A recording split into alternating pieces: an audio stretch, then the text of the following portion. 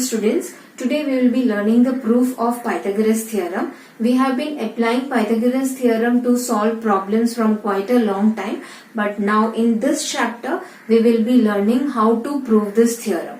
So the statement of the theorem is, in a right angle triangle, square of the hypotenuse is equal to sum of the squares of the remaining two sides of the triangle. So here we have a right angle triangle ABC, which is right angled at B. Accordingly, the hypotenuse is AC and the remaining two sides are AB and BC. We have to prove that hypotenuse square is equal to sum of the squares of the remaining two sides of the triangle. So what is given is, according to this figure, in triangle ABC, angle B is equal to 90 degree, and what we need to prove is hypotenuse square, that is AC square, is equal to AB square plus BC square. So that is what we are supposed to prove. Now in this, for continuing with the proof, we need to do some construction, and the construction is, you have to draw perpendicular to the hypotenuse from point B. So we are drawing a perpendicular to the hypotenuse from point B and naming it as point D. So that is the construction, to draw a perpendicular BD to the hypotenuse AC. So now when you draw the perpendicular, you can see that the we have got more triangles now, and earlier in this chapter we have already learned that when a perpendicular is drawn to the hypotenuse of a right angle triangle, we can use theorem on similarity of right triangles. According to that, all the three right angle triangles are similar. So we will be using that theorem to get the Pythagoras theorem result. So according to the construction, now we know that in right triangle ABC, BD is perpendicular to AC. Therefore, by theorem on similarity of right triangles, which we have already done in this chapter, by theorem on similarity of right triangles, we get all the three triangles are similar to each other. That is, triangle ABC is similar to triangle ADB, is also similar to triangle BDC.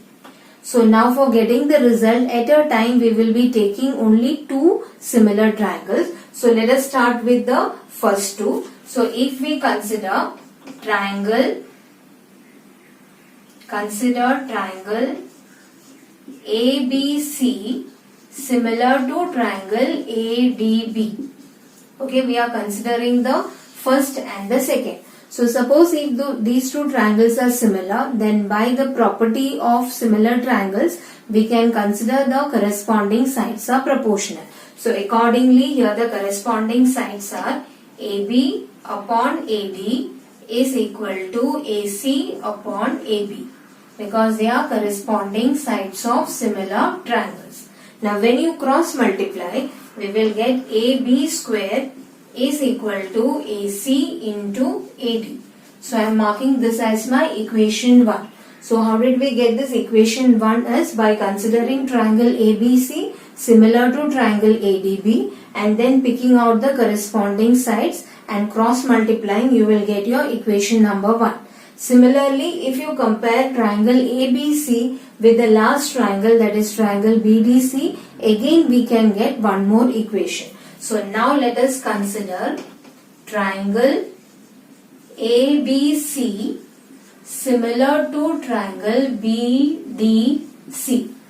So now if you take triangle ABC similar to triangle BDC, again try to get the corresponding sides. So here the corresponding sides are BC upon DC is equal to AC upon BC, because they are corresponding sides of similar triangles.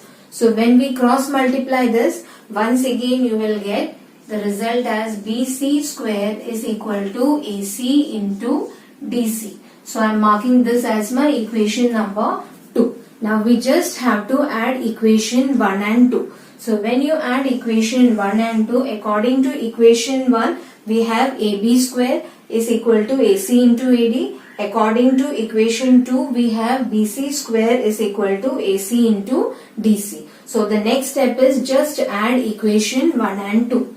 Adding equation 1 and 2. So when you add your equation 1 and 2, we will get AB square plus BC square is equal to, on the right side we have AC into AD plus AC into DC. AC into AD plus AC into DC according to equation 2. So this is what we get when we add our equation 1 and 2. Now if you see the right hand side, you can see that AC is common on the right hand side. So just take the common factor out, just like factorization. So when we take AC outside, inside the bracket, you will get AD plus DC. So now just refer to the figure.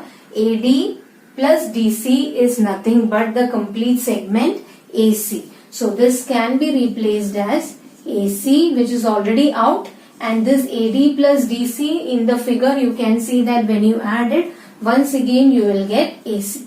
So you are getting the final result as AB square plus BC square is equal to, when you multiply AC into AC, it will become AC square. So final result you have got that AB square plus BC square is equal to AC square, which is nothing but square of the hypotenuse is equal to sum of the squares of the remaining two sides of the right angle triangle.